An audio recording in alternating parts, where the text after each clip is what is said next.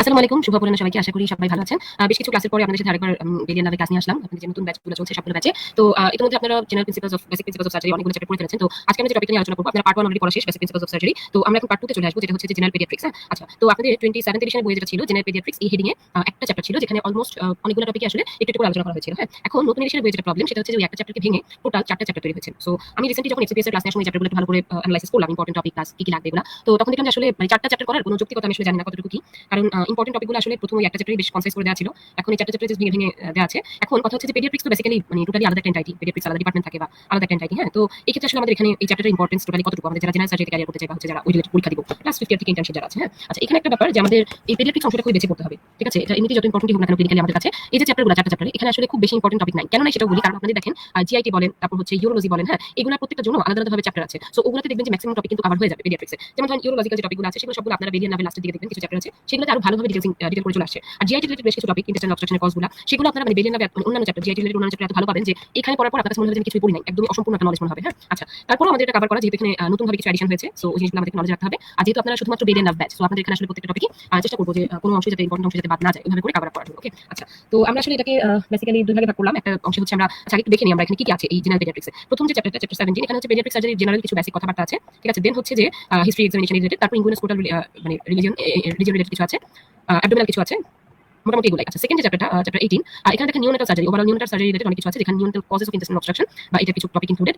আর এরপরে যে চ্যাপ্টারটা যেটা আজকে আমাদের আরেকটা টপিক সেটা হচ্ছে chapter 19, trauma in children. Basically আসলে এই চ্যাপ্টার থেকে আমাদের তেমন কিছুই পড়া নাই, কারণ ম্যাক্সিমাম যা যা লাগে আপনারা অলরেডি ট্রমা চ্যাপ্টার, অনেকগুলো ট্রমা চ্যাপ্টার আছে, ওগুলোতে আপনারা জেনে যাবেন। সো এটা আমাদের খুব বেশি কিছু দরকার নাই। আর লাস্টলি যে চ্যাপ্টারটা সেটা হচ্ছে পেডিয়াট্রিক ইউরোলজি, এটা থেকে টুকটাক ইম্পর্টেন্ট টপিক আছে। সো এখানে আমরা যদি খেয়াল করি আমাদের মেইনলি ইম্পর্টেন্ট হচ্ছে চ্যাপ্টার 17 আজকে যেটা আমরা পড়বো এবং চ্যাপ্টার 20। সো এটা ব্যালেন্স করার জন্য আমরা চ্যাপ্টার 17 এর সাথে কোলাবোরেট করে পড়বো হচ্ছে চ্যাপ্টার 19 এবং চ্যাপ্টার 18 এর সাথে কোলাবোরেশন রাখবো হচ্ছে চ্যাপ্টার 20। সো আমাদের মেইন ইম্পর্টেন্ট কিন্তু এই দুটো জিনিস। ওকে, আচ্ছা, তাহলে আমরা আজকে শুরু করি পড়া। প্রথমত চ্যাপ্টার 17 দিয়ে শুরু করবো।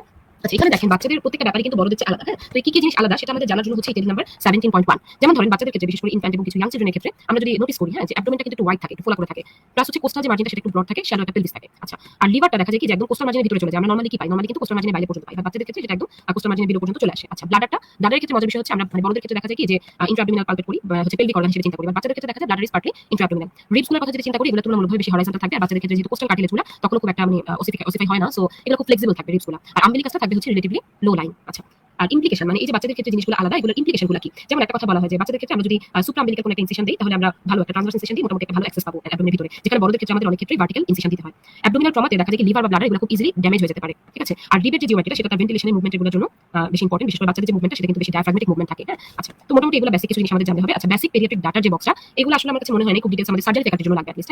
হ্যাঁ, বিশেষ করে হচ্ছে বাচ্চাদের হার্ট রেট কত থাকে বা বিপি কত থাকে, রেসপিরেশন কত থাকে, এগুলো মেইনলি লাগে হচ্ছে মেডিসিন ফ্যাকাল্টিতে, যেখানে আমরা চিন্তা করি যে রেসপিরেটরি রেট কত বেশি হলে আমরা সেটাকে ব্রেথলেসনেস বলবো, হ্যাঁ, বা নিউমোনিয়ার ক্ষেত্রে চিন্তা করবো। সো এগুলো জাস্ট একটু আপনারা রিডিং করতে পারেন, খুব একটা ডিটেইলস দরকার নেই। ফ্লুইড মেইনটেন্যান্সের যেটা ব্যাপার, এটা আমাদের পেডিয়াট্রিক্স ওয়ার্ডে মোরালে সবসময় বলা হয়। সো এটা আমরা সার্জারি ক্ষেত্রে একটু জানতে পারি। যেমন নিউনেটের ক্ষেত্রে যদি আমরা চিন্তা করি, সেই ক্ষেত্রে আমরা ডেইলি ফ্লুইড রিকোয়ারমেন্ট চিন্তা করি হচ্ছে 120 to 150 ml per kg per day। আচ্ছা, এরপরে যে হিসাবটা আমরা চলে আসি, ফার্স্ট 10 কেজির জন্য আমরা 100 ml per kg per day চিন্তা করি, সেকেন্ড 10 কেজির জন্য আমরা 50 ml per kg per day, এবং পরবর্তী প্রত্যেক কেজির জন্য আমরা সাধারণত 20 ml per kg per day এভাবে করে হিসাব করে থাকি। ঠিক আছে, আচ্ছা, আর বাচ্চাদের ক্ষেত্রে আমরা ফ্লুইড কিভাবে দিতে পারি? প্রথমত হচ্ছে ফ্লুইড দিব কেন, এটাও ইন্ডিকেশনগুলো মোরলেস বড়দের মতোই। সো এটা যেখানে পেডিয়াট্রিক্সের কেন টপিক এটা আমি জানি না, বাট এটা বেসিক্যালি বড়দের মতোই। সেটা হচ্ছে যে আমরা ফ্লুইডটা 4টা কারণে দিই। একটা হচ্ছে যে কোনো একটা পেশেন্ট যে আপনার কাছে ভাস্কুলার কলাপস নিয়ে আসলো, যেমন শকের পেশেন্ট সাধারণত এভাবে আসে, হ্যাঁ, তো তাকে আমরা সার্কুলেটরি সাপোর্ট দেওয়ার জন্য ফ্লুইড দিই, এটা একটা। দুই নাম্বার হচ্ছে যে যার প্রিভিয়াসলি কোনো ফ্লুইড এবং ইলেক্ট্রোলাইট ডেফিসিট ছিল তাদের ক্ষেত্রে আমরা দিতে পারি।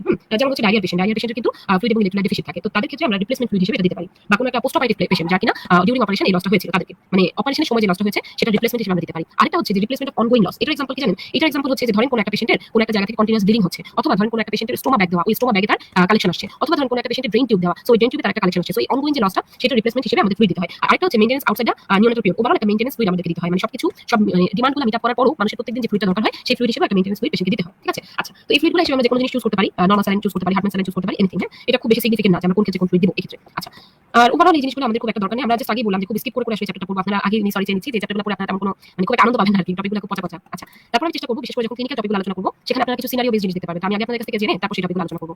আচ্ছা, এখন আমরা আসি হচ্ছে ওকে, এখন আমি আপনাদেরকে একটা ক্লিনিক্যাল সিনারিও বেস একটা টপিকে আসবো।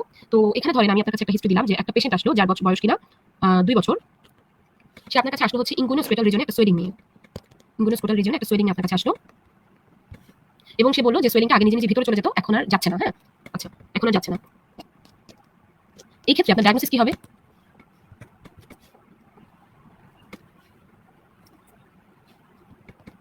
কয়েকটা কন্ডিশন আমি দিই। হ্যাঁ, প্রথমে যে কন্ডিশনটা দিলাম সেটা হচ্ছে যে একটা 2 ইয়ার্স অফ বেবি যে হচ্ছে ইনগুইনোস্কোটাল রিজনে একটা সোয়েলিং নিয়ে আসলো, যেটা আগে ভিতরের দিকে চলে যেত, এখন আর যাচ্ছে না। হ্যাঁ, এই ক্ষেত্রে আপনার ডায়াগনোসিস কি হবে? এটা একটা সিনারিও। আর 2 নাম্বার সিনারিও যেটা সেটা হচ্ছে যে একটা 18 মাসের বেবি, সরি 18 মাস 8 মাসের একটা বেবি, তার মা আপনার কাছে কমপ্লেইন করলো, 2 নম্বর সিনারিও। আচ্ছা, তার মা আপনার কাছে কমপ্লেইন করলো যে তার ইনগুইনাল স্ক্রোটাল, তার স্ক্রোটাল রিজিয়নে একটা সোয়েলিং আছে, স্ক্রোটাল একটা সোয়েলিং আছে,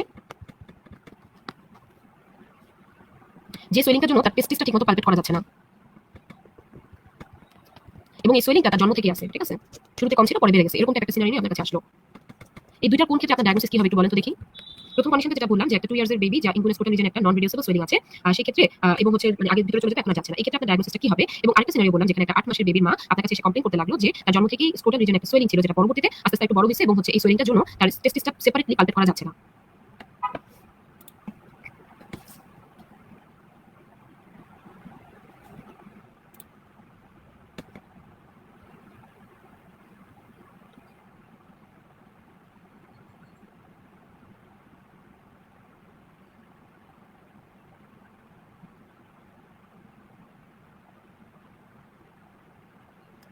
আচ্ছা, তাহলে আপনাদের কাছে যে অ্যান্সারগুলো পেয়েছি সেগুলো একটু দেখে নিই। একজন প্রথমটার ক্ষেত্রে বলেছেন যে ইনডিরেক্ট ইনগুইনাল হার্নিয়া, আরেকজন বলেছেন ইরিডিউসিবল হার্নিয়া অথবা হচ্ছে আনডিসেন্ডেড টেস্টিস। আচ্ছা, প্রথমটার ক্ষেত্রে ওকে। তাহলে আমরা যদি প্রথমটার কথা চিন্তা করি, দেখেন আমরা একটু পরে আরো ডিটেইলস করব। প্রথমটার ক্ষেত্রে দেখেন যেটা বলা হয়েছে ইনগুইনাল স্ক্রোটাল যখন বলে দেওয়া হয় তখনই আমাদের মাথায় রাখতে হবে যে দ্যাট মিন্স হচ্ছে এটা অবশ্যই হার্নিয়ার দিকে যাবে। কারণ কি হাইড্রোসিলটা সাধারণত পিওরলি স্ক্রোটাল থাকে, হ্যাঁ? তো ইনগুইনাল রিজিয়ন যখন এফেক্টেড হবে দ্যাট মিন্স হচ্ছে যে এটা অবশ্যই হার্নিয়া। এক্ষেত্রে আমাদের অন্য কোনো অপশনই নাই, হ্যাঁ? আর নন রিডিউসিবল অবভিয়াসলি এটা হচ্ছে যে আমরা বলতে পারি ইরিডিউসিবল বা নন রিডিউসিবল ইনডিরেক্ট হার্নিয়া, ঠিক আছে? বাচ্চাদের ক্ষেত্রে সাধারণত আমরা যেহেতু বাচ্চা পেশেন্ট সাধারণত এই ক্ষেত্রে আমরা ডিরেক্ট হার্নিয়া পাবো না। এই ক্ষেত্রে আমরা যে বলেছিলাম যে ইনডিরেক্ট, এই ক্ষেত্রে ইনডিরেক্ট হচ্ছে কারেক্ট, ঠিক আছে? সো প্রথমটা হবে ইরিডিউসিবল ইনগুইনাল হার্নিয়া এবং আপনারা এর সাথে মেনশন করে দিলো রাইট যেটা ইনডিরেক্ট, ওকে? আচ্ছা, সেকেন্ড ওয়ানের ক্ষেত্রে একজন বলেছেন আনডিসেন্ডেড টেস্টিস অর হাইড্রোসিল, আরেকজন বলেছেন আনডিসেন্ডেড টেস্টিস, আরেকজন বলেছেন হাইড্রোসিল। আচ্ছা, এই ক্ষেত্রে হচ্ছে হাইড্রোসিলটা মোর অ্যাপ্রোপ্রিয়েট, ঠিক আছে? কারণ এখানে কিন্তু বলা হয়েছে স্ক্রোটাল সোয়েলিং, হ্যাঁ? এখানে যদি বলা হতো যে ইনগুইনাল কোনো একটা সোয়েলিং কিন্তু স্ক্রোটাম এমটি, তাইলে আমাদের মাথায় আসতো যে আনডিসেন্ডেড টেস্টিস, হ্যাঁ? কিন্তু যেহেতু এখানে বলে দিয়েছে যে সোয়েলিংটা স্ক্রোটাল এবং টেস্টিসটা পালপেট করা যাচ্ছে নাকি, মানে হচ্ছে যে সেপারেটলি পালপেট করা যাচ্ছে না। এখানে সেপারেটলি কথাটা ইম্পর্টেন্ট, হ্যাঁ? কারণ কি স্ক্রোটামে যখন একটা ফ্লুইড জমে যাচ্ছে, মানে হাইড্রোসিল যেটা যেখানে ফ্লুইড জমে যায়, তো যখন ফ্লুইড জমে যায় ওই ফ্লুইডটা স্ক্রোটাল স্যাকটাকে ফিল আপ করে ফেলে, যার কারণে আমরা টেস্টিসটাকে আলাদাভাবে পালপেট করতে পারি না। এখানে যদি আমরা বলে দিতাম যে টেস্টিসটা স্ক্রোটামে আমরা পালপেট করতে পারছি না, ঠিক আছে, ইম্পালপেবল, তাইলে আমাদের মাথায় থাকতো যে ইনগুইনাল রিজিয়নে আমরা যদি একটা সোয়েলিং পাইতাম হয়তো এটা আনডিসেন্ডেড টেস্টিস যেটা ইনগুইনাল রিজিয়নে বসে আছে, কিন্তু এখানে বলাই হয়েছে স্ক্রোটাল, দ্যাট মিন্স স্ক্রোটামের ভিতরে কিছু একটা হইছে, হ্যাঁ? এবং টেস্টিসটা আমরা সেপারেটলি পালপেট করতে পারছি না। আচ্ছা, এখন আমরা যদি আসি নরমাল কিছু কথা, আমি পরে বইয়ের লাইনগুলো বলবো। সেটা হচ্ছে নরমালি কোনো একটা সিনারিও এটা হার্নিয়া নাকি হাইড্রোসিল এটা বোঝার কয়েকটা ওয়ে আছে, সেটা বড়দের ক্ষেত্রে হোক বা বাচ্চাদের ক্ষেত্রে হোক। আচ্ছা, সেটা হচ্ছে যে প্রথমত হচ্ছে হিস্ট্রিটা আপনি জানতে হবে যে কোন জায়গাটায়, সেটা হিস্ট্রি হোক বা আপনি দেখে হোক আপনি আইডেন্টিফাই করতে হবে যে সোয়েলিংটা স্ক্রোটাল নাকি হচ্ছে ইনগুইনাল নাকি ইনগুইনাল স্ক্রোটাল। যেমন ইনগুইনাল বা ইনগুইনাল স্ক্রোটাল হলে এটা হাইড্রোসিল হওয়ার সম্ভাবনা খুবই কম, ঠিক আছে? কিন্তু স্ক্রোটাল হলে সেটা হাইড্রোসিল হওয়ার সম্ভাবনা সবচেয়ে বেশি, বাট হার্নিয়া হতে পারে। সো এখানে একটা আমাদের কনফিউশন থেকে যেতে পারে। বড়দের ক্ষেত্রে আমরা যেটা করি সেটা হচ্ছে কাফ ভিজিবল এবং palpable calf impulse, that means আমরা পেশেন্টকে বলি যে অন্যদিকে ঘুরে কাশি দেন, দেন আমরা হাত রেখে পালপেট করার চেষ্টা করি যে হাতের মধ্যে সেটা ধাক্কা লাগে কিনা, হ্যাঁ? এখন যদি কাফ ইম্পালস পজিটিভ হয় সেক্ষেত্রে আমাদের ডায়াগনোসিস থাকে হার্নিয়া, যদি নেগেটিভ হয় আমাদের ডায়াগনোসিস থাকে হাইড্রোসিল। কেন? কারণ হার্নিয়ার যে কন্টেন্টটা সেটা সাধারণত কি থাকে, সেটা সাধারণত থাকে হচ্ছে ইদার ইন্টেস্টাইনাল লুপ থাকে অথবা হচ্ছে ওমেন্টাম থাকে, ঠিক আছে? সো যখনই আমাদের পেটের ভিতরে কোনো একটা কন্টেন্ট কাশি দেওয়ার চেষ্টা করবে ভিতরে সেটা আঘাত লাগবে ইন্টেস্টাইনের ভিতর দিয়ে, কিন্তু মানে হাইড্রোসিল যেটা সেটা কিন্তু ফ্লুইড, সো সেখানে কাশি দিয়ে কোনো হাতে কিছু লাগবে না। এখন সমস্যা হচ্ছে বাচ্চা পেশেন্ট, তাকে আপনি এই ধরনের মানে ইনস্ট্রাকশন দিয়ে জাজ করতে পারবেন না। সো বাচ্চা পেশেন্টের ক্ষেত্রে আমাদের অপশন খুব কমে যাবে।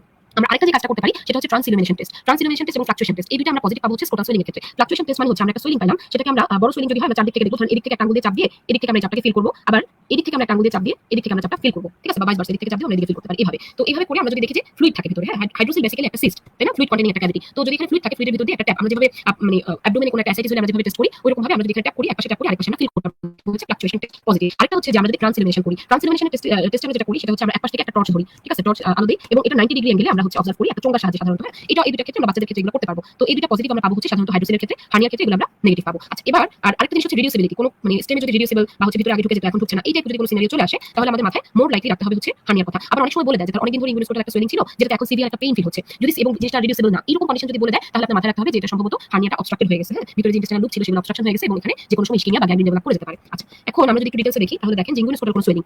আচ্ছা, ইনগুইনাল স্ক্রোটাল ডিসঅর্ডার এটা হচ্ছে ফার্স্ট ইনগুইনাল হার্নিয়ার কথা আমরা চিন্তা করি।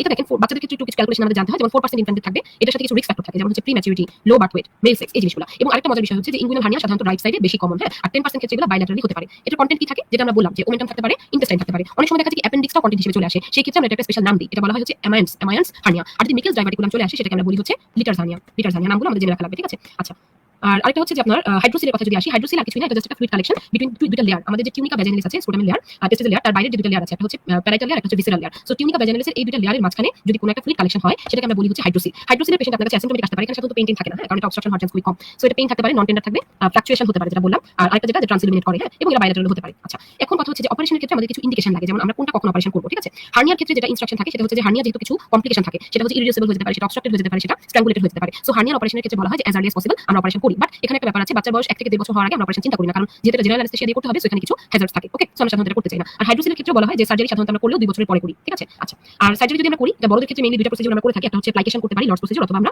এক্সিশন বা স্যাকটাকে কেটে দিতে পারি, যেটা হচ্ছে জেবুলিস প্রসিডিউর। আচ্ছা, আরেকটা যেটা জিনিস সেটা হচ্ছে যে বাচ্চাদের ক্ষেত্রে যদি এমন হয় যে প্যাটেন্ট প্রসেসাস ভ্যাজানালিস, আচ্ছা আমরা কি জানি প্রসেসাস ভ্যাজানালিসটা কি? প্রসেসাস ভ্যাজানালিস জিনিসটা যদি মানে এটা হচ্ছে এমন একটা জিনিস যেটা দিয়ে বেসিক্যালি আমাদের যে টেস্টিসের জন্মের সময় যেটা মাইগ্রেশন হয়, ওইটার ক্ষেত্রে একটা ইম্পর্টেন্ট পার্ট থাকে হচ্ছে প্রসেসাস ভ্যাজানালিস। এই জায়গাটায় এইটা যদি মানে কোনো কারণে প্যাটেন্ট থেকে যায়, হ্যাঁ, প্রসেসাস ভ্যাজানালিস যদি প্যাটেন্ট থেকে যায়, সেক্ষেত্রে আমরা হার্নিয়া যেভাবে রিপেয়ার করি সেরকম করে এটা লাইগেশন করে দিয়ে আসবো, মানে হার্নিওটমির মতো করে আমরা করে দিয়ে আসবো। জাস্ট এইটুকু জিনিস জানলেই হবে। আচ্ছা, আরেকটা জায়গায় আসি আমরা, সেটা হচ্ছে যে দেখেন টেস্টিসের ডিসেন্ট। হ্যাঁ, আচ্ছা, টেস্টিসের ডিসেন্ট টপিকটা আমাদের যে কোনো পরীক্ষার জন্য খুব ইম্পর্টেন্ট, বিশেষ করে এমব্রায়োলজি টপিক হিসেবে। আচ্ছা, ডিসেন্টের কথা যদি আমরা চিন্তা করি, এই ডিসেন্টটা হয় হচ্ছে কোথা থেকে? প্রথমত থাকে হচ্ছে টেস্টিসটা ইন্ট্রাঅ্যাবডোমিনাল রিজিয়নে, হ্যাঁ, যেখান থেকে আস্তে আস্তে করে কি হয়, ইনগুইনাল রিংয়ে আসে, ইনগুইনাল ক্যানেলে আসে এবং আলটিমেটলি শেষ স্ক্রোটামের বটম পর্যন্ত চলে আসে। এই যে টেস্টিসের ডিসেন্ট, আপনাকে যদি আমি জিজ্ঞেস করি যে টেস্টিসের ডিসেন্টের সবচেয়ে ইম্পর্টেন্ট ফ্যাক্টর কোনটা, কেউ বলতে পারেন যে অ্যান্সার কি হবে? এটা বিভিন্ন সময় আপনাদের পরীক্ষায় এটা এসবিআই হিসেবে আসে যে ডিসেন্ট অফ টেস্টিস, এটা মেইনলি কোন ফ্যাক্টরটা রেসপন্সিবল, কেউ বলতে পারেন এটা কি হবে? আর আরেকটা জিনিস যেটা স্কিপ করে গিয়েছিলাম সেটা হচ্ছে যে আপনাদের বাচ্চাদের ক্ষেত্রে বা যে কারো ক্ষেত্রে একটা ফাস্টিং ইনস্ট্রাকশন থাকে যে একটা অপারেশনের আগে কতক্ষণ পর্যন্ত সে ফাস্টিং করবে। আমরা দেখা যায় যে ম্যাক্সিমাম পেশেন্টকে ওভারনাইট ফাস্টিং দিয়ে রাখি, বাট এটা কারেক্ট না। হ্যাঁ, সলিড ফুডের ক্ষেত্রে সাধারণত 6 ঘন্টা, ব্রেস্ট মিল্কের ক্ষেত্রে 4 ঘন্টা এবং ক্লিয়ার ফ্লুইডের ক্ষেত্রে 1 ঘন্টা পর্যন্ত ফাস্টিংই এনাফ। ওকে, আচ্ছা, তো আমরা যদি বলি যে ডিসেন্ট অফ টেস্টিস, আমরা জানি যে ইন্ট্রাঅ্যাবডোমিনাল টেস্টিসটা পরবর্তীতে ডিসেন্ট করে স্ক্রোটামের বটম পর্যন্ত আসে। তো এই ডিসেন্টে কোন ফ্যাক্টরটা সবচেয়ে বেশি রেসপন্সিবল, এটা যদি জিজ্ঞেস করা হয় তাহলে অ্যান্সার কি হবে? Most important factor for descent of টেস্টিস।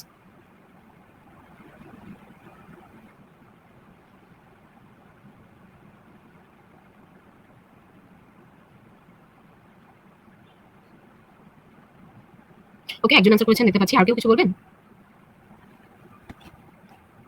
আচ্ছা, এখানে দেখেন যিনি অ্যান্সার করেছেন গুবানিকুলাম টেস্টিস, এটাই হচ্ছে কারেক্ট অ্যান্সার। আমরা যখনই মানে এই কোশ্চেনটা যদি এভাবে আসে যে ডিসেন্ট অফ দ্য টেস্টিসের মোস্ট ইম্পর্টেন্ট ফ্যাক্টর কোনটা, সেক্ষেত্রে আমরা বলবো হচ্ছে গুবানিকুলাম টেস্টিস। প্লাস যদি আমাদেরকে জিজ্ঞেস করে যে ডিসেন্ট স্ক্রোটাম পর্যন্ত ডিসেন্ট হইতে আর কি লাগে, হ্যাঁ, সেক্ষেত্রে আমাদের মাথায় থাকতে হবে যে ফিটাল টেস্টিকুলার টেস্টোস্টেরন। এখন আপনাকে যদি ট্রু ফলস হিসেবে দেয় তাহলে গুবানিকুলাম টেস্টিসও কারেক্ট এবং মানে ফিটাল টেস্টোস্টেরন এটাও কারেক্ট। ওকে, দুইটা আমরা মাথায় রাখবো। কিন্তু যদি বলে যে মোস্ট ইম্পর্টেন্ট ফ্যাক্টর কোনটা বা যদি এটা এসবি হিসেবে আসে তাহলে আমাদের মাথায় রাখতে হবে এটা অ্যান্সার হবে গুবানিকুলাম টেস্টিস। ওকে, আচ্ছা, এখন কথা হচ্ছে যে ডিসেন্ট কোনো কারণে যদি ডিসেন্ট ঠিকমতো না হয় সেক্ষেত্রে আমরা যেটা বলি সেটা হচ্ছে আনডিসেন্টেড টেস্টিস। এখন কথা হচ্ছে যে আপনারা একটোপিক টেস্টিসের কথা শুনছেন, কেউ আমাকে বলতে পারেন যে একটোপিক টেস্টিস এবং আনডিসেন্টেড টেস্টিস এই দুটোর মধ্যে বেসিক পার্থক্য কোথায়? একটোপিক টেস্টিস এবং আনডিসেন্টেড টেস্টিস এই দুটোর মধ্যে পার্থক্যটা কোনটা বলেন তো দেখি?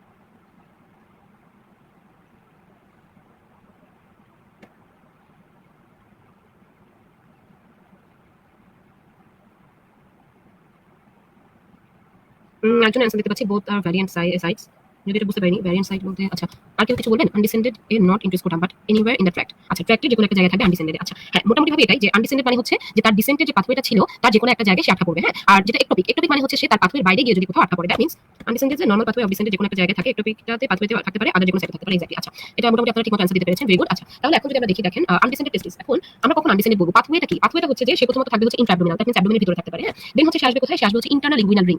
ইন্টারনাল ইনগুইনাল রিং থেকে সে কোথায় যাবে? ইনগুইনাল ক্যানেলের ভিতরে যাবে, তারপর সে আসবে কোথায়? এক্সটার্নাল ইনগুইনাল রিং আসবে, তারপর সে কোথায় আসবে? তারপর সে টপ অফ দ্য স্ক্রোটামে থাকবে, আলটিমেটলি সে বটম অফ দ্য স্ক্রোটামে আসবে। দ্যাট মিন্স আমরা যদি বলি যে এটা ইন্টারনাল ইনগুইনাল রিং রিজিয়নে আছে, এটা কিন্তু অবশ্যই আনডিসেন্ডেড। যদি আমরা বলি যে টেস্টিসটা ইন্ট্রাঅ্যাবডোমিনাল, এটা আনডিসেন্ডেড। যদি আমরা বলি যে টেস্টিসটা হচ্ছে স্ক্রোটামের টপে আছে, এটা আনডিসেন্ডেড। কিন্তু যদি আমরা বলি যে টেস্টিসটা মিডিয়াল থাইতে আছে অথবা লোয়ার অ্যাবডোমেনে আছে অথবা পেরিনিয়াল রিজিয়নে আছে, ঠিক আছে, এরকম ভাবে যদি আমরা চিন্তা করি তাহলে কিন্তু এটা আমরা বলবো হচ্ছে একটোপিক। একটোপিকের আর হচ্ছে আনডিসেন্ডেড দুইটারই আর অনেকগুলো সাইট আমাদের মেনশন করা আছে, সেটা হচ্ছে ইউরোজেনিটাল টপিক, যেটা আমরা পাবো হচ্ছে আমাদের একদম জিআইটি লাস্টের দিকে। ওকে, ওইটা আমি এখানে মেনশন করছি না, এখানে যতটুকু আছে সেটা আমরা আলোচনা করব। আচ্ছা, এখন দেখেন আমাদের আনডিসেন্ডেড টেস্টিস সম্পর্কে কিছু জিনিস জানতে হবে। যেমন নরমালি ডিসেন্ট অফ দ্য টেস্টিস কিভাবে হয়? স্ক্রোটাল ফ্লোরে চলে যায়, গুবানিকুলাম টেস্টিসটা লাগে। আর এই যে টেস্টিকুলার ডিসেন্ট এটা সাধারণত কমপ্লিট হয় হচ্ছে 30th উইক অফ জেস্টেশন, এই ডিউরেশনের মধ্যে কমপ্লিট হয়ে যায় বেশিরভাগ বাচ্চার ক্ষেত্রে। বাট এখানে একটা ব্যাপার আছে যে জন্মের পর থেকে প্রথম 6 সপ্তাহ থেকে শুরু করে 3 মাস পর্যন্ত আমাদের দেখতে হয় যে যাদের ক্ষেত্রে তখনও আনডিসেন্ডেড তাদের ক্ষেত্রে একটা সম্ভাবনা থাকে যে উইদিন ফার্স্ট 3 মান্থস সেটা ডিসেন্ট করে যাবে, কিন্তু ফার্স্ট 3 মান্থসের পর ডিসেন্ট করাটা খুবই আনলাইকলি।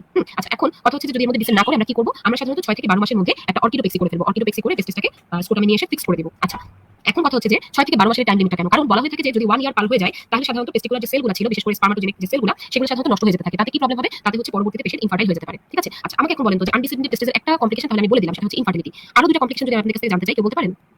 এগুলো সব আপনাদের লাস্টে ইউরোজেনিটাল টপিক আছে, বাট মানে জেনারেল যে ইউরোজেনিটাল টপিক, জেনারেল সার্জারি, কিন্তু এখানে আমরা একটু জাস্ট জিনিসগুলো জানবো যেহেতু আমাদের রিলেটেড। ওকে, তাহলে আমাকে বলেন তো এটা একটু যে আনডিসেন্ডেড টেস্টিসের আরো কিছু কমপ্লিকেশন যদি আমরা চিন্তা করি, কারণ কি? কারণ আপনার বাচ্চার মাকে তো বোঝাতে হবে যে আনডিসেন্ডেড টেস্টিসে কেন অপারেশন করা জরুরি। মারা সাধারণত অপারেশন করতে চাইবে না, তাই না? সো এটা যদি জিজ্ঞেস করে কেন জরুরি তাহলে আমাদের কমপ্লিকেশনগুলো বোঝাতে হবে। বাংলাদেশের মানুষকে আপনি একটা কমপ্লিকেশন হিসেবে যদি বোঝায় দেন যে ইনফার্টাইল হয়ে যাবে, তারা সবচেয়ে ভালো বুঝবে। হ্যাঁ, বাট আরো যদি একটা কমপ্লিকেশন আমরা চিন্তা করি সেগুলো কি হতে পারে কেউ জানেন?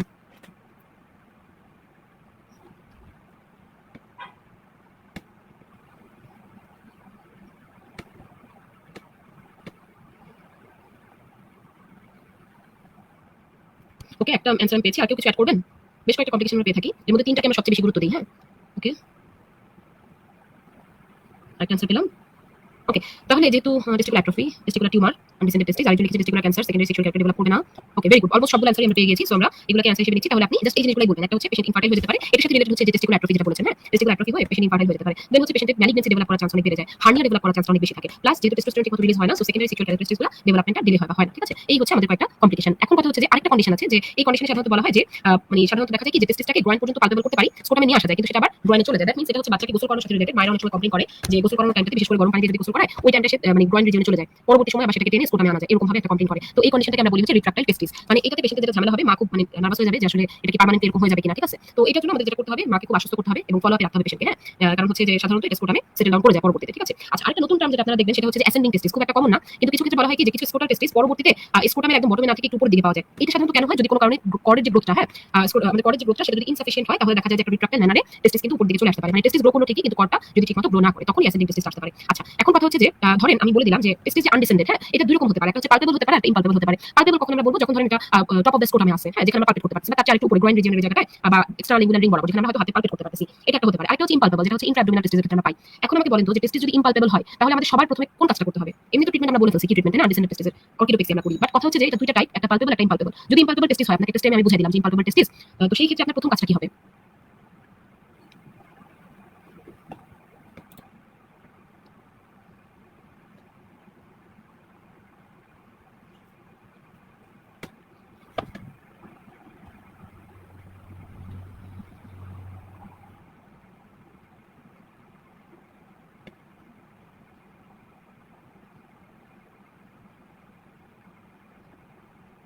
একজন বলেছেন আল্ট্রাসাউন্ড। আরেকটু চিন্তা করে বলেন তো, আল্ট্রাসাউন্ড, হ্যাঁ, এটা কেন মনে হচ্ছে বুঝতে পারছি, বাট আরেকটু চিন্তা করে যদি বলেন কি হতে পারে, আরেকটু চিন্তা করেন। আমি একটু ক্লু দিয়ে দিই যে এক্ষেত্রে ইনভেস্টিগেশন ঠিক মানে না, এটা ইনভেসিভ ইনভেস্টিগেশন আমরা বলতে পারি। আল্ট্রাসাউন্ডটা একদম নন ইনভেসিভ, তাই না? আমরা একটু ইনভেসিভ ইনভেস্টিগেশন যদি চিন্তা করি,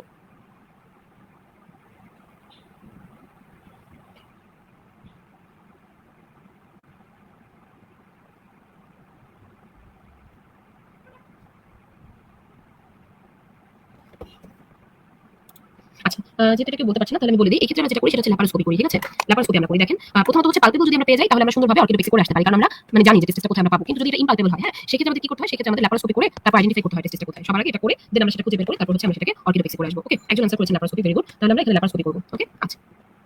আচ্ছা, এরপরে আসি হচ্ছে আমরা যেটা আগে বললাম যে টেস্টের যদি টেস্টিসের দুইটা কন্ডিশনের কথা আসি, আমি একটু বলি। আচ্ছা, এটাকে বলা হয় হচ্ছে অ্যাকিউট স্ক্রোটাম। আপনারা নাম শুনে থাকবেন, অ্যাকিউট অ্যাবডোমেনের মতো একটা কন্ডিশন। ঠিক আছে, এখন আমি আপনাদের যদি একটা সিনারিও বলি, একটু চিন্তা করেন। সেটা হচ্ছে যে একটা 4 বছরের ছেলে বাবু, একটা 4 বছরের বয় আপনার কাছে আসলো, sudden severe scrotal pain, swelling, redness, হ্যাঁ, sudden severe scrotal pain, swelling এবং হচ্ছে রেডনেস নিয়ে আপনার কাছে আসলো। এবং এখানে একটা ক্লু হচ্ছে যে আপনি বাচ্চাটাকে এক্সামিন করতে গিয়ে দেখলেন যে তার প্রিমেস্টেরিক রিফ্লেক্সটা লস্ট, হ্যাঁ।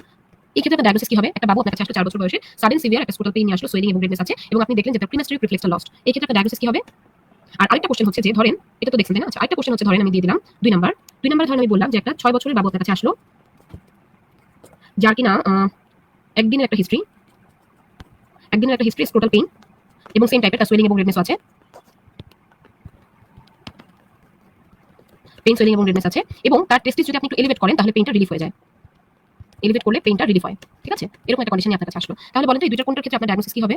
একটা আমি বললাম যে একটা 4 বছরের বাবু আপনার কাছে আসলো একটা sudden severe scrotal pain, swelling এবং রেডনেস নিয়ে, এবং আপনি তাকে এক্সামিন করতে গিয়ে দেখলেন যে তার প্রিমেস্টেরিক রিফ্লেক্সটা লস্ট, হ্যাঁ। আচ্ছা, এই ক্ষেত্রে আপনার ডায়াগনোসিস কি হবে? এবং আরেকটা সিনারিওতে আমি বললাম যে একটা 6 বছরের বাবু আপনার কাছে আসলো একদিনের একটা হিস্ট্রি নিয়ে, যেখানে বাচ্চার স্ক্রোটাল পেইন আছে, সোয়েলিং আছে, রেডনেস আছে, এবং আপনি যদি স্ক্রোটামটাকে এলিভেট করে দেন, তাহলে তার পেইনটা রিডিউস হয়ে যায়। ঠিক আছে, তাহলে 1 এবং 2 নাম্বার দিয়ে আপনি একটু অ্যানসার করেন তো যে কোনটার ক্ষেত্রে আপনার ডায়াগনোসিস কি হবে?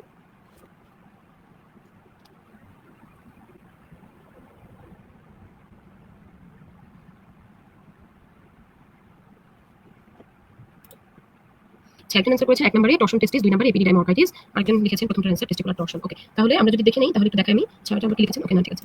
আচ্ছা, ওকে, তাহলে আমরা এখন একটু দেখে নিব। দেখেন, আচ্ছা, তাহলে আমরা যদি প্রথম সিনারিওর কথা আসি, দেখেন এখানে হচ্ছে যে টর্শন অফ দ্য টেস্টিস। এখানে হয় কি, এখানে হচ্ছে কোনো কারণে যদি টেস্টিসটা মানে তার একটা নিজস্ব অ্যাক্সেসের এগেইনস্টে মানে পাক খেয়ে যায়, এই ছবিতে দেখেন এখানে কিন্তু টর্শন হয়ে গেছে, হ্যাঁ, পেঁচা যাচ্ছে। ঠিক আছে, এরকম কন্ডিশন যদি হয় তাহলে কি হবে? তাহলে হচ্ছে যে ওভারঅল টেস্টিসের যে ব্লাড ফ্লোটা সেটা কমে যাবে, কম্প্রোমাইজ হয়ে যাবে, হ্যাঁ। এবং তখন কি হবে? তখন একটা অ্যাকিউট স্ক্রোটাল বাইকুট, একটা অ্যাবডোমিনাল বা গ্রয়েন পেইন ডেভেলপ করবে, সাথে পেশেন্টের নশিয়া ভমিটিং এর মতো থাকবে, টেন্ডারনেস থাকবে। ঠিক আছে, এবং একটা খুব ইম্পর্টেন্ট জিনিস হচ্ছে যে ক্রিমেস্টেরিক রিফ্লেক্সটা অ্যাবসেন্ট থাকবে। এটা খুব ইম্পর্টেন্ট একটা তথ্য। ঠিক আছে, কারণ কি? কারণ এপিডিডাইম অর্কাইটিস যেখানে, ওখানে কিন্তু ক্রিমেস্টেরিক রিফ্লেক্সটা প্রিজার্ভ থাকে, নষ্ট হয় না। ঠিক আছে, তো যখন আপনাকে বলে দিবে ক্রিমেস্টেরিক রিফ্লেক্স অ্যাবসেন্ট, তখন আপনার মাথায় রাখতে হবে টেস্টিকুলার টর্শন, হ্যাঁ। এবং আমরা সাধারণত এখানে টেস্টিস হাই টেস্টিস আমরা পাবো। ঠিক আছে, হাই টেস্টিস আমরা পাবো, এক্ষেত্রে ইদেমা বা ইরেদেমা এগুলো পরে হবে। আর আরেকটা জিনিস যেটা যে যেখানে যেখানে আমরা বলি যে ইপিডিডাইমোরকাইটিস, সেখানে কিন্তু আমরা টেস্ট যদি একটু এলিভেট করে রাখি তাহলে পেইনটা কমে যায়, কারণ তখন ইডেমাটা একটু সাবসাইড করে। হ্যাঁ, এখানে কিন্তু টর্শনে কিন্তু ইডেমাটা পরে আসে, কিন্তু ইপিডিডাইমোরকাইটিস মানে কি, সেটা হচ্ছে একটা অ্যাকিউট কন্ডিশন, একটা ইনফ্ল্যামেটরি বা ইনফেক্টিভ কন্ডিশন। তো সেক্ষেত্রে যেহেতু ইডেমাটা একটা মেইন প্যাথোলজি, আমরা যদি একটু এলিভেট করে দিই ইডেমাটা রিডিউস হয় এবং তখন পেশেন্টের পেইনটা রিলিফ হয়। কিন্তু টর্শন টেস্টে আমরা যদি এলিভেট করি তাহলে টর্শনের মাত্রা আরো বেড়ে যাবে, ব্লাড সাপ্লাই আরো হ্যাম্পার হবে, সো পেইনটা তো রিলিফ হবেই না, বরং বেড়ে যাবে। ঠিক আছে, আচ্ছা এখন কথা হচ্ছে টেস্টিকুলার টর্শনে আমাদের কাছে পেশেন্ট যদি উইদিন 6 to 8 আওয়ার্স আসে, খেয়াল করেন, তাহলে আমরা কি করব, আমরা আর 7-5 কিছু ভাববো না, আমরা সরাসরি এক্সপ্লোরেশনে চলে যাব, কোনো ইনভেস্টিগেশনের কথা আমরা চিন্তা করব না। কেন? কারণ এই 6 থেকে 8 ঘন্টার মধ্যে যদি আপনি অপারেশন করে আপনি স্কোরটাকে সালভেজ করতে পারেন, বাঁচাতে পারেন, তাহলে কিন্তু টেস্টিকুলার যে ড্যামেজটা সেটা থেকে রক্ষা পাবে। আদারওয়াইজ যদি এই টাইম পিরিয়ডটা অতিক্রম করে যায় তাহলে কি হবে, তাহলে ব্লাড সাপ্লাই বন্ধ হয়ে আলটিমেটলি টেস্টিকুলার গ্যাংগ্রিন হয়ে যাবে। হ্যাঁ, ইনফেকশন হবে, ইসকেমিয়া হবে, আলটিমেটলি গ্যাংগ্রিন ডেভেলপ করবে। সো তখন আমাদের কি করতে হবে, তখন কিন্তু আলটিমেটলি আমাদের অর্কিডেক্টমি করে ফেলা লাগবে। হ্যাঁ, টেস্টিসটাকে কেটে ফেলতে হবে। আচ্ছা, আর ওভারঅল যদি টেস্টিসটা সালভেজেবল থাকে, মানে হচ্ছে সেখানে যদি ব্লাড সাপ্লাইটা ইনট্যাক্ট থাকে, সেক্ষেত্রে আমরা কি করি, সেক্ষেত্রে আমাদের যেটা অপারেশন থাকে সেটা হচ্ছে আমরা এটাকে আমরা কি বলি, এটাকে আমরা অর্কিডোপেক্সি বলি। মানে হচ্ছে আমরা টেস্টিসটাকে প্রথমত আমরা স্কোটামটাকে এক্সপ্লোরেশন করব, করে আমরা টেস্টিসটাকে দেখব যে টেস্টিসের কন্ডিশনটা কি। যদি দেখি যে আমরা টেস্টিসটার ব্লাড সাপ্লাই ঠিক আছে, তাহলে আমরা 3 পয়েন্ট ফিক্সেশন করে দিই। 3 পয়েন্ট ফিক্সেশন মানে হচ্ছে স্কোটামের পোস্টেরিয়র ওয়ালের সাথে আমরা টেস্টিসটাকে ফিক্স করে দিয়ে আসবো, যেন পরবর্তীতে সেটা আবার এরকম প্যাচ খেয়ে না যায়। এটা একটা, এবং এটা আমরা একটা ইম্পর্টেন্ট জিনিস হচ্ছে সেটা হচ্ছে আমরা নন অ্যাবজর্বেবল সুচার দিয়ে করব। কারণ আপনি 3 পয়েন্ট ফিক্সেশন করে দিয়ে আসলেন, কিন্তু আপনি যদি সেই সুচা যদি অ্যাবজর্ব হয়ে যায় তাহলে কি হবে, তাহলে তো যে কাজে আপনি এটাকে ফিক্সেশন করে আসছেন সেটা থাকবে না, তাই না? তো এটা আপনার নন অ্যাবজর্বেবল সুচা দিয়ে করা লাগবে। আরেকটা ইম্পর্টেন্ট জিনিস হচ্ছে যে বোথ টেস্টিসে আপনি কাজটা করবেন। এখানে আপনাকে ভাবনা লাগবে, আপনাকে বলে দিল যে রাইট সাইডের টেস্টিস টর্শন টেস্টিস, তো আপনাকে বলে যে আপনার অপারেশন কি হবে, সেই ক্ষেত্রে আপনি বলতে হবে যে আপনি বাইল্যাটারালি অর্কিডোপেক্সি করবেন। 3 পয়েন্ট ফিক্সেশন, ঠিক আছে, বাইল্যাটারালি আপনি করবেন। হ্যাঁ, আচ্ছা তাহলে দেখেন বাইল্যাটারালি কেন করবেন, এটার একটা ব্যাপার আছে, কারণ যার এক টেস্টিস একবার টর্শন হয় তার কিন্তু একটা টেন্ডেন্সি থাকবে যে অপোজিট সাইডে টর্শন হওয়ার একটা টেন্ডেন্সি থাকে। ঠিক আছে, সো এই কারণে আমরা বাইল্যাটারালি এই কাজটা করে আসবো। এটা গেল। ঠিক আছে, আচ্ছা এর বাইরে এরকম টর্শন রিলেটেড আরো দুই একটা কন্ডিশন আছে, যেমন অ্যাপেন্ডিক্স টেস্টিস, এখানে টর্শন হতে পারে, মুলারিয়ান ডাক্টের রেমেন্ট হিসেবে থাকে, এটা জাস্ট একটু রিডিং দিলেই হবে, আর কিছু লাগবে না। আবার অ্যাপেন্ডিক্স টেস্টিস এটা হচ্ছে ওলফিয়ান ডাক্টের রেমেন্ট হতে পারে, এগুলো দরকার নাই। আচ্ছা, ইপিডিডাইমোরকাইটিস এটা হচ্ছে ইদার ব্যাকটেরিয়া অথবা ভাইরাল কোনো একটা ইনফ্লামেশনের কারণে হয়। এটা বাচ্চা মানে বেশি বাচ্চাদের ক্ষেত্রে 6 মাসের আগে খুব একটা দেখা যায় না, সাধারণত একটু বড় বাচ্চাদের এটা বেশি হয়, আর পিউবার্টির সময় এটা বেশি কমন, স্পেশালি হচ্ছে সেক্সুয়ালি অ্যাক্টিভ যারা থাকে তাদের ক্ষেত্রে। এটা বাচ্চাদের ক্ষেত্রে খুব বেশি কমনলি আমরা পাই না। হ্যাঁ, আচ্ছা প্লাস তাদের একটা ট্রাভেলিং হিস্ট্রি থাকতে পারে এন্ডেমিক জোনগুলোতে আর কি, প্লাস হচ্ছে তাদের ইউটিআই একটা ইউরিনারি ট্র্যাক্ট ইনফেকশনের একটা হিস্ট্রি থাকতে পারে।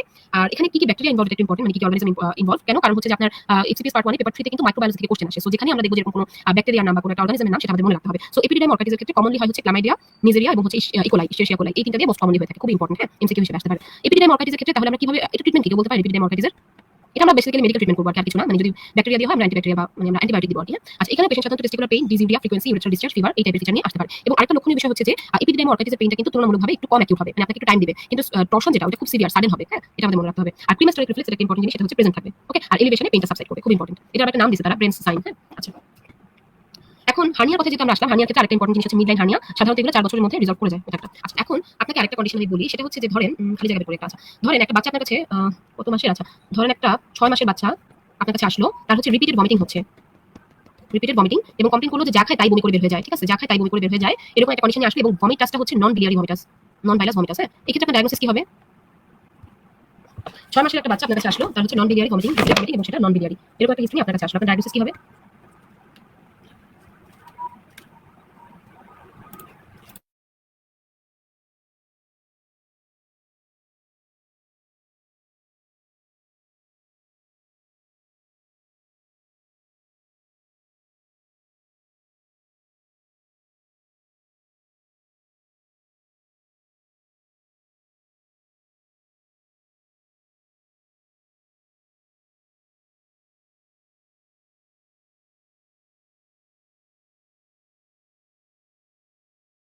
আচ্ছা আরেকটা কন্ডিশন যদি এরকম হয় যে একই টাইপের একটা কন্ডিশন আপনাকে দিলাম, যে একটা বাচ্চা পেশেন্ট, বাচ্চা মানে বেশি ছোট বাচ্চা, ধরেন 4 দিন বয়স বা 3 দিন বয়স, এরকম একটা বাচ্চা বা 1 দিন বয়সের একটা বাচ্চা আপনার কাছে আসলো, যেটাকে আমরা বলি হচ্ছে নিওনেট আর কি। হ্যাঁ, ধরেন একটা নিওনেট আপনার কাছে আসলো, যার একই রকম যে সে যাই খাচ্ছে বমি করে দিচ্ছে, পার্থক্য একটাই যে তার ভমিটাসটা হচ্ছে বিলিয়াস, এরকম যদি একটা হিস্ট্রি থাকে সেক্ষেত্রে আপনার ডায়াগনোসিস কি হবে?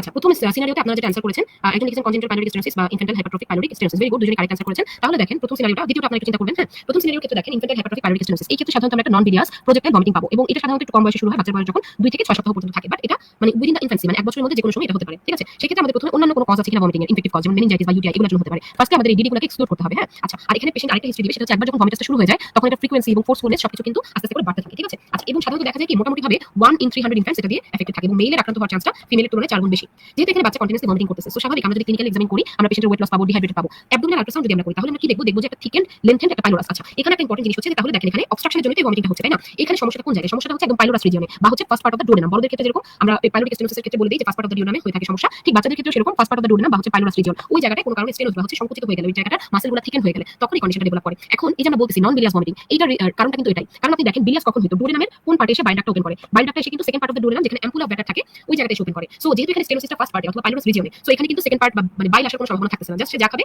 ওভারঅল স্টোমাকের কন্টেন্টে বের হয়ে আসবে। এই কারণে এখানে ভমিটিংটা কিন্তু নন bilious থাকবে। আপনি যদি এখানে বাচ্চাকে একটা টেস্ট ফিট দেন তাহলে আপনি কি দেখবেন, দেখবেন যে গ্যাস্ট্রিক একটা পেরিস্টালসিস দেখবেন। ঠিক আছে, যেটা লেফট টু রাইটে যাবে, এবং আপনি যদি পাইলোরিক রিজিয়নে পালপেট করে দেখেন তাহলে দেখবেন যে একটা অলিভ শেপ একটা মাস পেতে পারেন। ঠিক আছে, আচ্ছা, আর এই ক্ষেত্রে আমাদের অপারেশন হচ্ছে পাইলোরোমায়োটমি, মানে ওই জায়গাটা মাসলগুলো আমরা কেটে সেটা হচ্ছে আমরা যে মানে স্টেনোসিসটা ছিল সেটাকে আমরা রিমুভ করে দিই, ঠিক আছে? ওই জায়গাটাকে আমরা রিকনস্ট্রাকশন করে দিই। এই অপারেশনটাকে বলা হয় হচ্ছে ড্রামস্টেডস পাইলোরোমায়োটমি। আচ্ছা, এখন আমাকে একটু বলেন তো যে আপনাদেরকে যে সেকেন্ড সিনারিওটা বললাম সেই ক্ষেত্রে তাহলে আমাদের ডায়াগনোসিসটা কি হবে? যদিও আমাদের আজকের ক্লাসে পড়া না, বাট দুইটা খুবই রিলেটেড, সো এজন্য আমাদের জানতে হবে। একটা নিওনেট আপনার কাছে আসলো যার কিনা বিলিয়াস ভমিটিং, ঠিক আছে? এবং সেটা একই রকম প্রজেক্টাইল একটা ভমিটিং, জাস্ট পার্থক্য হচ্ছে সেটা একটা বিলিয়াস ভমিটিং। এই ক্ষেত্রে আপনার ডায়াগনোসিস কি হবে?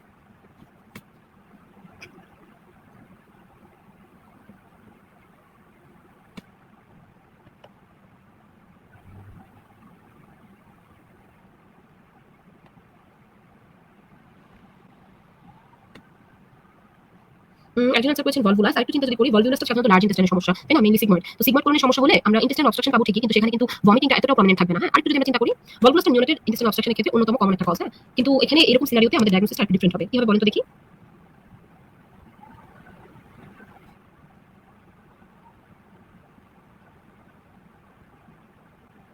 স্মল গাট অবস্ট্রাকশন, সেটাও ঠিক না। আচ্ছা, এটা কাইন্ড অফ কাছাকাছি আনসার। আমি যদি বলি এটার ক্ষেত্রে আমরা একটা আলাদা টার্ম ব্যবহার করি, এটাকে বলা হয় হচ্ছে ডুওডেনাল অ্যাপ্রেশিয়া। ডুওডেনাল অ্যাপ্রেশিয়া, হ্যাঁ, ডুওডেনাল অ্যাপ্রেশিয়ার ক্ষেত্রে দেখা যায় কি মোস্ট কমনলি অ্যাপ্রেশিয়াটা ডেভেলপ করে হচ্ছে যে সেকেন্ড পার্টে, বিশেষ করে হচ্ছে যে জায়গাটা এসে মেজর ডুওডেনাল ক্যাপিলা বা যেখানে এসে হচ্ছে আমাদের বাইল ডাক্ট ওপেন করে তার চারপাশে জায়গাটা অবস্ট্রাকশনটা বেশি হয়। সো এই ক্ষেত্রে যেহেতু অলরেডি বাইল ডাক্ট ওপেন করে ফেলছে, এই ক্ষেত্রে আমরা বিলিয়াস ভমিটিং পাবো। আপনাকে বলতে পারেন যে ডুওডেনাল অ্যাপ্রেশিয়া আমরা এক্সরে একটা স্পেশাল সাইন দেখি, এটাকে কি বলে? এক্সরে যদি আমরা করি, বিশেষ করে ব্যারিয়াম এক্সরে যদি আমরা করি,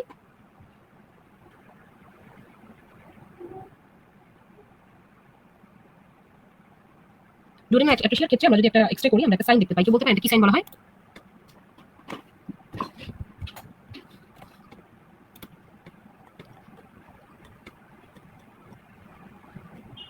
ওকে, কেউ জানলে আমাকে কমেন্ট করে জানাবেন। ওকে, এরপরে আমরা সিনারিওতে আসি। এটা হচ্ছে ইন্টারসাসেপশন। ইন্টারসাসেপশন মিন্স আপনারা ছবিতে দেখেন সুন্দর বোঝা যাচ্ছে, বাউলের একটা পার্ট যখন আরেকটা পার্টের ভিতরে ঢুকে যায়, এটাকে আমরা বলি হচ্ছে ইন্টারসাসেপশন। দ্যাট মিন্স ধরেন এটা গার্ডের একটা পার্ট, এটার ভিতরে আরেকটা পার্ট কোনোভাবে ঢুকে গেল, এই কন্ডিশনটাকে আমরা বলি হচ্ছে ইন্টারসাসেপশন। এটা হচ্ছে বাচ্চাদের ক্ষেত্রে ইন্টেস্টাইনাল অবস্ট্রাকশনের অন্যতম একটা প্রধান কারণ, ঠিক আছে? এখন আমাকে বলেন তো যে এটা মোস্ট কমনলি কোন পার্টের ভিতরে ঢুকে যায়? যেমন অনেকগুলো ভ্যারাইটি হতে পারে, তাই না? স্মল ইন্টেস্টাইন, লার্জ ইন্টেস্টাইনের ভিতরে ঢুকতে পারে, আইলিয়াম কোলনের ভিতরে ঢুকতে পারে, কোলনের ভিতরে ঢুকতে পারে, হ্যাঁ? কোনটা সাধারণত কোন জায়গায় ঢুকে যায় কেউ বলতে পারেন? মানে কোন ভ্যারাইটিটা বেশি কমন? একটা হচ্ছে আপনার ধরেন কোলোকোলিক হতে পারে, হ্যাঁ? আইলিয়াল হতে পারে, আইলিওকোলিক হতে পারে। কোন ভ্যারাইটিটা বেশি কমন? একটু কমন সেন্স দিয়ে চিন্তা করে বলেন তো দেখি। একজন অ্যান্সার করছেন ডাবল বাবল সাইন কিনা। এক্স্যাক্টলি, এটা হচ্ছে ডাবল বাবল সাইন আমরা বলি, কারণ নরমালি আমরা বাবল বা হচ্ছে গ্যাস পাই কোথায় পাই? হচ্ছে ফান্ডিক গ্যাস শ্যাডো, কিন্তু এই জায়গায় যেহেতু অবস্ট্রাকশন আছে, সো আমরা ডুওডেনামের ওখানে একটা গ্যাস শ্যাডো পাবো। সো এটাকে বলা হয় double bubble sign. Very good. Proximal part into distal, এটা কারেক্ট, বাট আমরা যদি ভ্যারিয়েন্ট চিন্তা করি, আরেকজন আনসার করছেন আইওকোলিক। এক্স্যাক্টলি, আমরা আইওকোলিক ভ্যারাইটিটা হচ্ছে মোস্ট কমনলি পেয়ে থাকি, ঠিক আছে? তাহলে বাচ্চাদের বেশি কমন এবং বাচ্চাদের ক্ষেত্রে কিন্তু আইওকোলিক। এখানে একটা মজার বিষয় হচ্ছে যে বাচ্চাদের ক্ষেত্রে আমরা আইওকোলিক মোস্ট কমনলি পাই এবং ইন্টারসেপশনটা হয় সাধারণত বাচ্চাদের, বাট কোনো কারণে যদি বড়দের হয় সেই ক্ষেত্রে কিন্তু কমনেস্ট ভ্যারাইটি হবে হচ্ছে কোলোকোলিক। এটা একটু আনকমন একটা কথা, সো এটা একটু লিখে রাখতে পারেন পাশে, হ্যাঁ? বড়দের ক্ষেত্রে ইন্টারসেপশন যদি হয় সেই ক্ষেত্রে কোলোকোলিক ভ্যারাইটিটা কমন, এটা কোনো রিজন কেউ জানে না। ওকে, আচ্ছা, এটা কমন একটা মানে এইজ লিমিট আছে, বাচ্চাদের সাধারণত 2 মাস থেকে শুরু করে 2 বছর, মোস্ট কমনলি হচ্ছে 6 মাস বছরে, মানে 6 মাস বয়সে বাচ্চাদের এটা বেশি হয়। মোর দেন 80% হচ্ছে আইওকোলিক থাকে। তো এই যে ইন্টারসেপশন, এটা মানে কোনো কারণ ছাড়াও হতে পারে, আবার অনেক সময় প্যাথোলজিক্যাল কিছু লিড পয়েন্টের কারণে হতে পারে। এই লিড পয়েন্টটা বিভিন্ন রকম হয়। আমরা জানি যে আমাদের যে আইলিয়াম সেখানে অনেক বেশি পেয়ার্স প্যাচেস থাকে, যেগুলো হচ্ছে লিম্ফয়েড ফলিকলস। এগুলোতে কোনো কারণে কোনো ভাইরাল ইনডিউস যদি হাইপারপ্লাসিয়া হয়, অথবা দেখা যায় কারো ক্ষেত্রে মিকেলস ডায়াবেটিকুলাম থাকে, কারো ক্ষেত্রে স্মল বাউল লিম্ফোমা থাকে বা কোনো ডুপ্লিকেশন সিস্ট থাকে, এগুলো যাদের থাকে তাদের ক্ষেত্রে দেখা যায় ইন্টারসেপশন হওয়ার টেন্ডেন্সিটা একটু বেশি থাকে বা প্যাথোলজিক্যাল লিড পয়েন্ট হিসেবে কাজ করে, ঠিক আছে? আচ্ছা, এইরকম বাচ্চা আপনার কাছে কিভাবে আসবে? প্রথমত বাচ্চাটা আগে ভালোই ছিল, এরকম একটা হিস্ট্রি দিবে, তার হঠাৎ করে একটা কোলিক পেইন শুরু হয়ে গেল, ভমিটিং শুরু হয়ে গেল এবং বাচ্চা খুব কান্নাকাটি করবে। যখন সে কান্নাকাটি করবে তখন তার পা দুইটা সে উপরের দিকে টেনে তুলবে, এটাকে বলা হয় ড্রয়িং আপ দেয়ার লেগস। পা দুইটা সে উপরের দিকে টেনে তুলবে এবং এই যে একটা এপিসোড হবে, একটা কোলিক পেইন, একটা ভমিট আছে, একটা কান্নাকাটির এপিসোড, এই এপিসোড একবার হবে, কিছুক্ষণ থাকবে আবার চলে যাবে এবং দুইটা এপিসোডের মাঝখানে বাচ্চা কিন্তু মোটামুটি ভালো থাকবে। এই ক্ষেত্রে আমরা যদি বাচ্চাকে এক্সামিন করি তাহলে আমরা দেখব যে তার একটা রেড কারেন্ট জেলি বা একটা একদম টকটকে লাল রঙের একটা জেলির মতো অ্যাপিয়ারেন্সের একটা স্টুল সে পাস করতেছে, ঠিক আছে? আবার অনেক সময় দেখা যায় যদি বাচ্চা যেহেতু অনেকদিন ধরে এরকম একটা কন্ডিশন, তার ডিহাইড্রেশন হতে পারে, অ্যাবডোমিনাল ডিসটেনশন হতে পারে এবং রাইট কোয়াড্রেন্টে আমরা একটা পালপেবল মাস পেতে পারি। এটা কেন? কারণ যেহেতু রাইট সাইডে আইলিয়ামটা কোলনের ভিতরে ঢুকে যাচ্ছে, সো ওই জায়গাটা কিন্তু গাটটা একটু শক্ত হয়ে যাচ্ছে বা আমরা ওই জায়গাটা একটা মানে সোয়েলিং এর মতো পাবো, যেটাকে আমরা বলবো হচ্ছে পালপেবল রাইট আপার কোয়াড্রেন্ট মাস। এই সোয়েলিংটা সাধারণত সসেজ শেপ হয়, সসেজ শেপ একটা মাস আমরা পাই, ঠিক আছে? আচ্ছা, সাধারণত এটা ট্রিটমেন্ট আমরা যেভাবে করি, আমরা নন অপারেটিভলি এটা ট্রিটমেন্ট করে থাকি, ঠিক আছে? 70% ক্ষেত্রে এটা রিডিউসেবল এবং নন অপারেটিভলি আমরা ট্রিটমেন্ট করে থাকি। আচ্ছা, আরেকটা জিনিস যেটা যে আমরা যদি মানে ইনভেস্টিগেশন করি, প্রথমত ক্লিনিক্যালি আমরা ডায়াগনোসিস করতে পারি, বাট যদি আমরা ইনভেস্টিগেশন করতে চাই, আমরা অনেক সময় আমরা একটা ব্যারিয়াম এক্সরে করে থাকি, যেটাতে আমরা সাধারণত কি পাই? Cross sine pi. এই যে এইভাবে করে একটা সাইন, এটা এই চ্যাপ্টারে ভালো নাই, আপনারা এটা জিআই চ্যাপ্টার থেকে দেখে নেবেন। আমরা যদি এক্সরে করি, আমরা অনেক সময় ক্রস সাইন পাই, এটা একটা। আর আমরা যদি আল্ট্রাসোনোগ্রাফি বা সিটি স্ক্যান করি, সেক্ষেত্রে আমরা ডোনাট সাইন বা টার্গেট সাইন পেয়ে থাকি, ঠিক আছে? ডোনাট সাইন বা টার্গেট সাইন এগুলো এখানে নাই, এগুলো আপনারা ওই পরবর্তী চ্যাপ্টারে পাবেন। ওকে, এগুলো আমরা সাধারণত পেয়ে থাকি। আচ্ছা, আরেকটা জিনিস হচ্ছে যে আমরা যদি চিন্তা করি যে এখান থেকে মানে কমপ্লিকেশন কি হতে পারে, অনেক সময় দেখা যায় যে ইন্টেস্টাইনাল অবস্ট্রাকশন তো খুবই কমন, অনেক সময় স্ট্র্যাঙ্গুলেশন হয়ে যায়, অনেক সময় গ্যাংগ্রিন এবং হচ্ছে পারফোরেশন হতে পারে ইন্টারসেপশন থেকে। ওকে, আচ্ছা, এরপরে আসি আমরা আমাদের সবচেয়ে যে common condition acute appendicitis. Acute অ্যাপেন্ডিসাইটিসের কন্ডিশনে যদি আমরা আসি তাহলে দেখি আমরা সেটা হচ্ছে যে আর্লি অ্যাপেন্ডিসাইটিস। এখানে দেখা যায় যে বাচ্চার কিন্তু টেম্পারেচারটা রেঞ্জ থাকে 37 ডিগ্রি থেকে 37.3 থেকে 38.4 পর্যন্ত থাকে, সাথে অ্যানোরেক্সিয়া থাকতে পারে, ভমিটিং থাকতে পারে এবং সেন্ট্রাল অ্যাবডোমিনাল পেইন থাকবে। এই ক্ষেত্রে আপনাকে সাধারণত কোশ্চেনে যে ক্লুটা দেওয়া হয় সেটা হচ্ছে যে পেরিআম্বিলিক্যাল একটা পেইনের হিস্ট্রি থাকে এবং বলা হয় যে that radiates to the right iliac fossa. Periumbilical pain থাকে ইনিশিয়ালি, পরবর্তীতে কিন্তু সেটা রাইট এলিয়াক ফসায় চলে যায়, ঠিক আছে? এরকম একটা হিস্ট্রি নিয়ে পেশেন্ট আপনার কাছে আসবে এবং আপনি যদি পেশেন্টকে এক্সামিন করেন তাহলে যেটা দেখবেন সেটা হচ্ছে যে পেশেন্টের ওভারঅল আপনি অ্যাবডোমিনে একটা গার্ডিং পাবেন আর কি, কারণ যেহেতু একটা পেইনফুল কন্ডিশন সেখানে একটা গার্ডিং থাকছে, ঠিক আছে? আচ্ছা, তারপর দেখা যায় কি যে সেখানে আপনি রাইট এলিয়াক ফসা যদি প্রেস করেন, বিশেষ করে ম্যাকবার্নিস পয়েন্ট আমরা যেটাকে বলি, সেখানে যদি আপনি প্রেস করেন সেই জায়গায় একটা টেন্ডারনেস পাবেন, মানে পেশেন্ট পেইন ফিল করবে। এটাকে বলা হয় হচ্ছে ম্যাকবার্নিস টেন্ডারনেস বা হচ্ছে মানে রাইট এলিয়াক ফসা টেন্ডারনেস, ঠিক আছে? এরকম একটা ফিচার নিয়ে পেশেন্ট আপনার কাছে আসবে এবং সাথে তার টেম্পারেচার রেঞ্জ থাকবে, নশিয়া ভমিটিং থাকতে পারে। ওকে, আচ্ছা, অ্যাকিউট অ্যাপেন্ডিসাইটিসের ক্ষেত্রে আমরা কিছু কমপ্লিকেশন চিন্তা করি। প্রথমত হচ্ছে এটা মানে রিজলিউশন হয়ে যেতে পারে, মোস্ট কমনলি যেটা হয় যেটা রিজলিউশন হয়ে যায়। আরেকটা যেটা যদি ধরেন অনেক দিন ধরে অ্যাপেন্ডিসাইটিস থেকে যায়, অনেক সময় সেখানে অ্যাবডোমিনাল লাম্প ফর্মেশন হয়, ঠিক আছে? অ্যাবডোমিনাল লাম্প ফর্মেশন হয়, অ্যাবডোমিনাল লাম্প হতে পারে। পরবর্তীতে দেখা যায় লাম্পের ওখানে যদি কোনো কারণে ইনফেকশন হয় তখন অ্যাবসেস ডেভেলপ করতে পারে, পারফোরেশন ডেভেলপ করতে পারে এবং পারফোরেশন যদি হয়ে যায় বা গ্যাংগ্রিন যদি হয়ে যায় আলটিমেটলি কি হবে? আলটিমেটলি কিন্তু একটা জেনারেলাইজড পেরিটোনাইটিস ডেভেলপ করতে পারে, একটা জেনারেলাইজড পেরিটোনাইটিস ডেভেলপ করতে পারে, ঠিক আছে? ওকে, তাহলে এই হচ্ছে আমাদের অ্যাপেন্ডিসাইটিস রিলেটেড। এবং অপারেশনের কথা যদি আমরা চিন্তা করি তাহলে অপারেশনটাকে এক কথায় আমরা বলি হচ্ছে অ্যাপেন্ডিসেক্টমি। সেটা ইদার ল্যাপারোস্কোপিক্যালি করতে পারি অথবা আমরা ওপেনলি করতে পারি, ঠিক আছে? এরকম ভাবে আমরা বলে থাকি। আচ্ছা, আর হচ্ছে আপনার ওভারঅল এটাই বলবো। তাহলে অ্যাপেন্ডিসাইটিসের ট্রিটমেন্ট আমরা দুইভাবে করতে পারি। একটা হচ্ছে যে আমরা এটা জেনারেল ম্যানেজমেন্ট করি, এটা আবার একটা আলাদা নাম আছে, আমরা এটাকে বলি হচ্ছে অশনার শেরিন রেজিমেন। হ্যাঁ, ওইভাবে করে আমরা এটা একটা মেডিকেল ম্যানেজমেন্ট বা কনজারভেটিভ ম্যানেজমেন্ট করতে পারি। আর আদারওয়াইজ যদি আমরা মনে করি অপারেশন, বিশেষ করে রিকারেন্ট অ্যাটাক যাদের হয় বা যাদের কোনো কমপ্লিকেশন ডেভেলপ করতে পারে তাদের ক্ষেত্রে আমরা সাধারণত অ্যাপেন্ডিসেক্টমি করে আসি। এখন কথা হচ্ছে অ্যাপেন্ডিসাইটিসের মতো সেম টাইপের পেইন নিয়ে আরেকটা কন্ডিশন প্রেজেন্ট করে, সেটা হচ্ছে মিকেলস ডায়াবেটিকুলাইটিস। এটা ডিটেইলস আপনারা জিআই ট্র্যাক্টে পড়বেন। এটা হচ্ছে আর কিছুই না, আপনারা জিআই ট্র্যাক্ট থেকে অবশ্যই দেখবেন, ওখানে খুব ডিটেইলস লেখা আছে। ওখান থেকে আমাদের এটা একদম প্যাথোফিজিওলজি, এটা মানে এমব্রায়োলজি রিলেটেড সবকিছু আমাদের পড়তে হবে। এই চ্যাপ্টারে জাস্ট এই কারণেই দেওয়া যে এখানে আসলে তেমন কিছুই নেই বর্ণনা। হ্যাঁ, তারপরে যেটুকু বলা যে পেশেন্ট অ্যাপেন্ডিসাইটিসের মতো ওভারঅল পেইন নিয়ে আপনার কাছে আসতে পারে।